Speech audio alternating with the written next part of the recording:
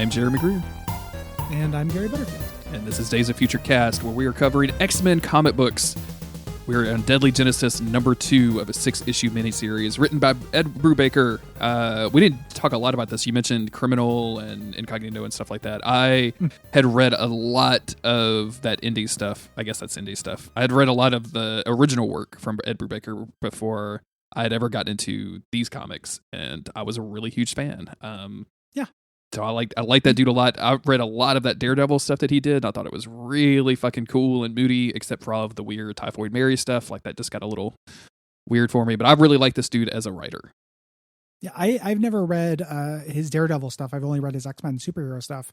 But I read Criminal and Fatale and all of those things when they were coming out initially. I know that there's a Lovecraftian one that I read the first trade of that I really liked.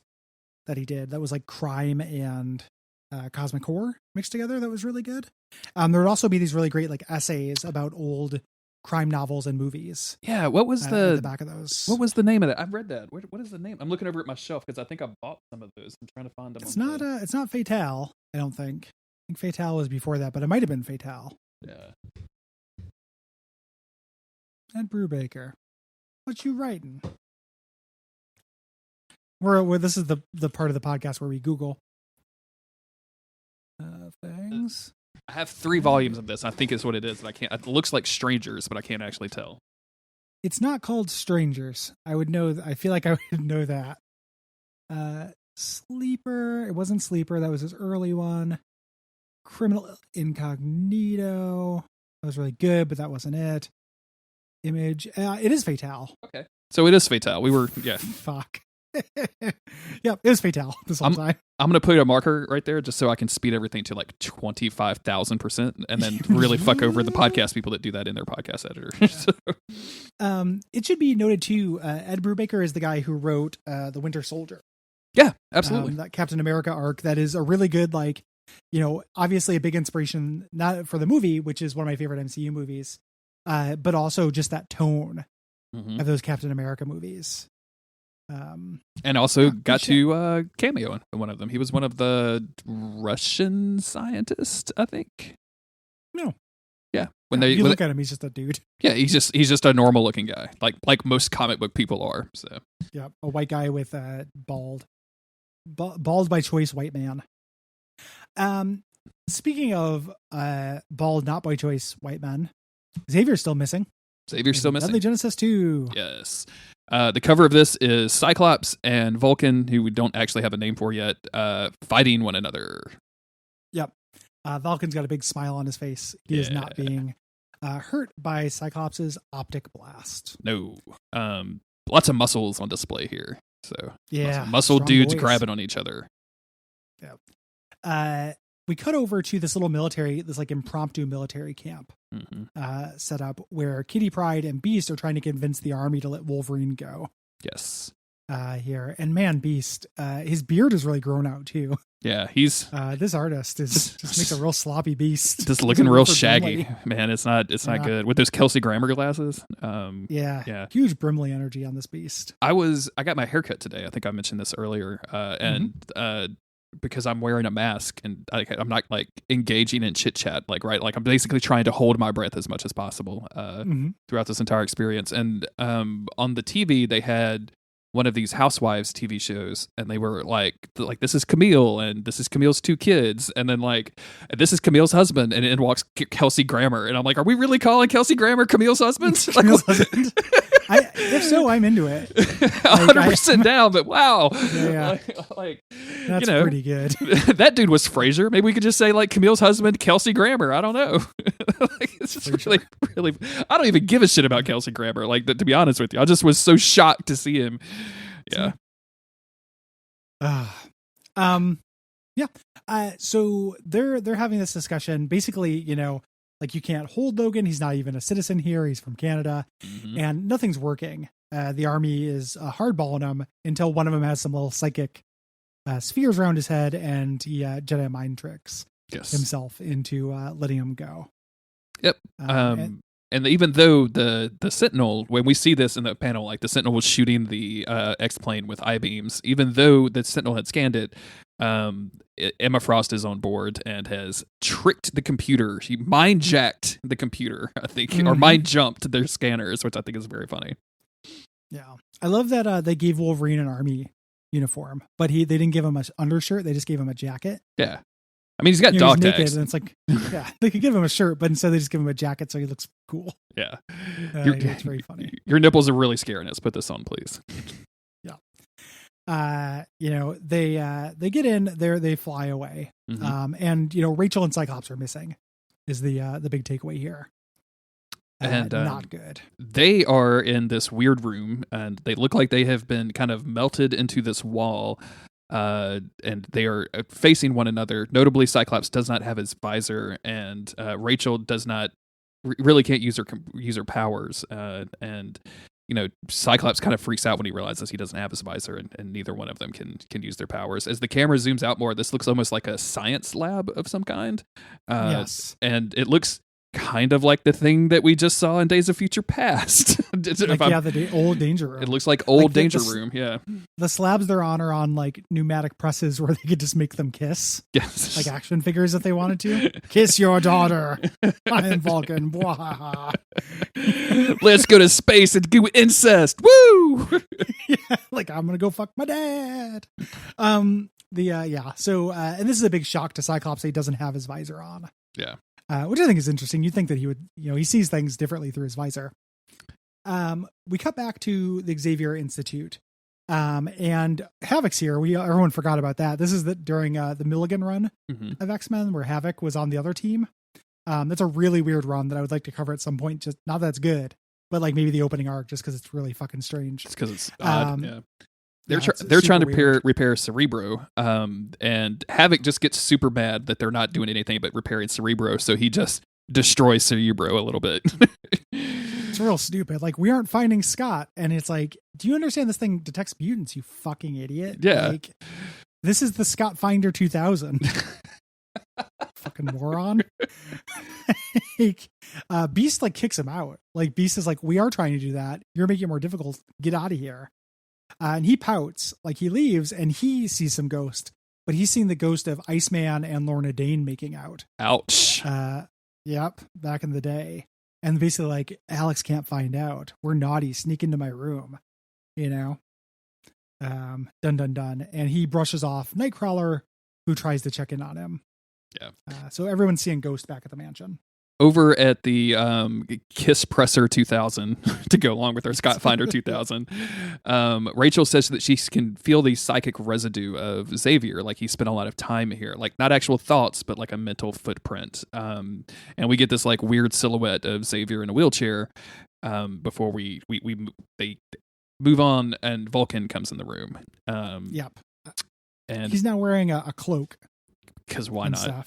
Because why not? Yeah. And he's going to be really teasy and big villainy during this whole thing.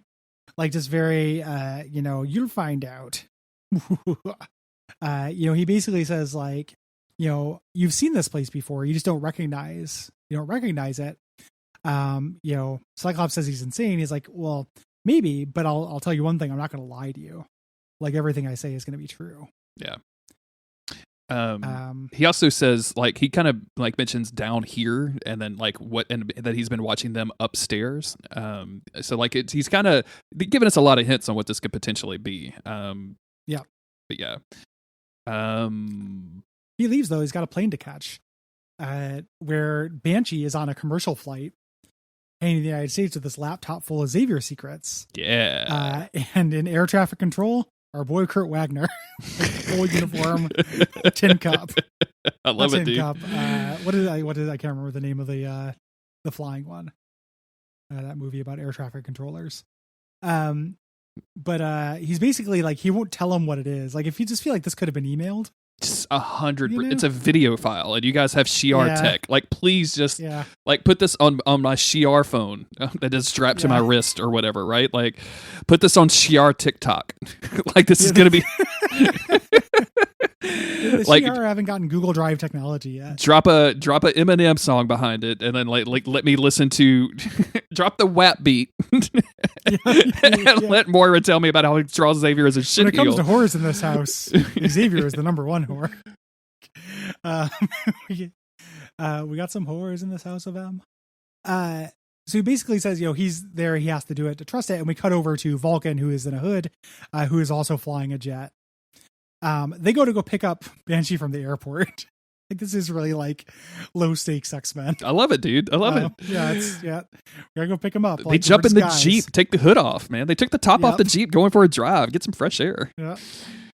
And Nightcrawler says like, hey, Wolverine's like, what can I smell? I'm smelling something weird off of you. Is that fear? He's like, it's not fear. It's like concern for my friends. Like Havoc was having a hard time. Sean said something about seeing Ghost. I've been seeing Ghost. There's Ghost about. And then that's when Wolverine's like, yeah, we saw Jean.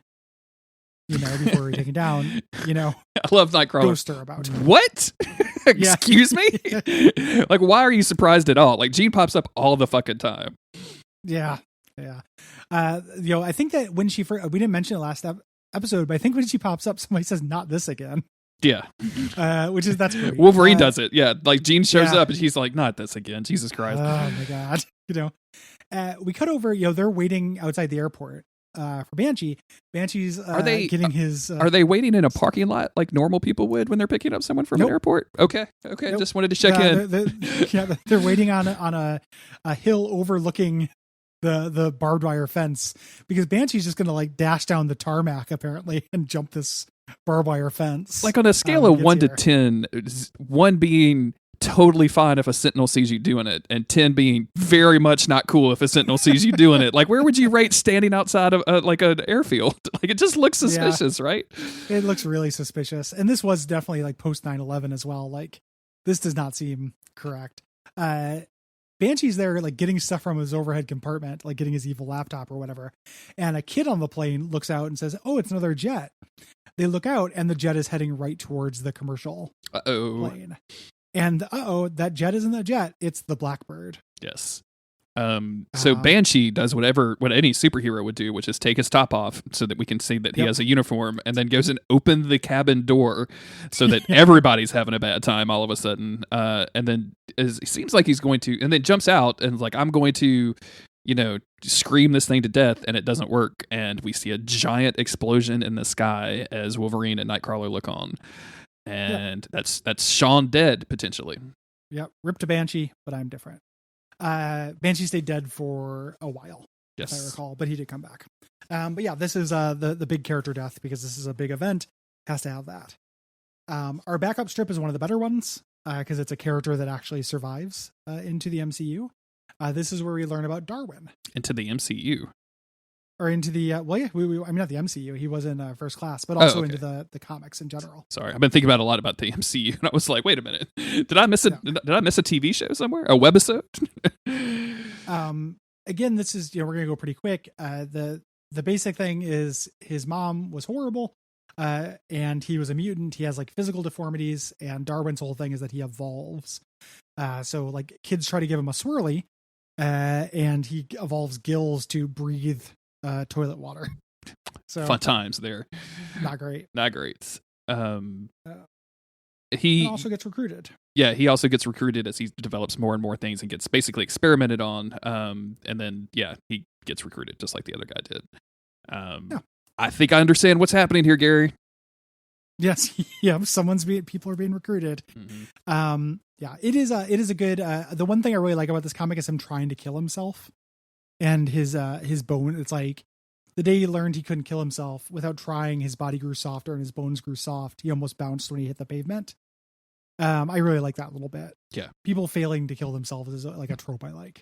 And I like I like the idea of exploring mutant powers a whole lot. Like having to figure out what your powers can and can't do is always something that's been really appealed to me. And like them acting involuntarily to save you from something, I think is really cool and interesting. Yep. And that's the end of issue 2. Yeah. I'm into this. Who is this guy? Yeah. I know he's Vulcan. Who is this guy? Out. Yeah. We got to find out more. Cool stuff happens in this, like, and rereading it, I wish it wasn't 6 issues. Mm-hmm. Like it's a little decompressed, as was the style at the time. Sure. I think you're right. Like, but at the same time, like, hey, I'm here for the ride. Like, I'm okay.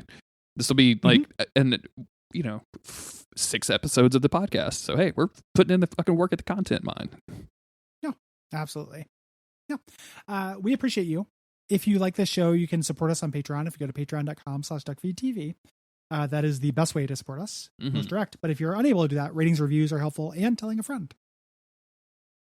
Yeah. So, do all of that. That would be really, really nice if you did all 3 of those things. Do the triple, be the triple threat in the world. You know what I'm saying? Absolutely.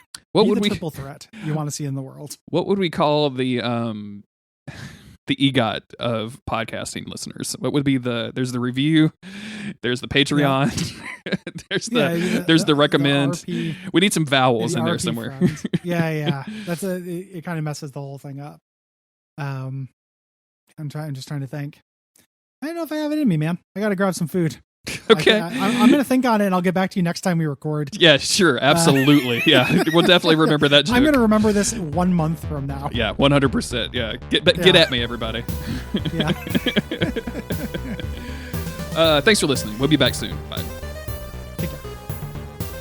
Gary, I don't have enough energy to joke anymore. Please let me off the podcast. I need to eat so bad. This went way longer than I thought it would. I'm sleepy.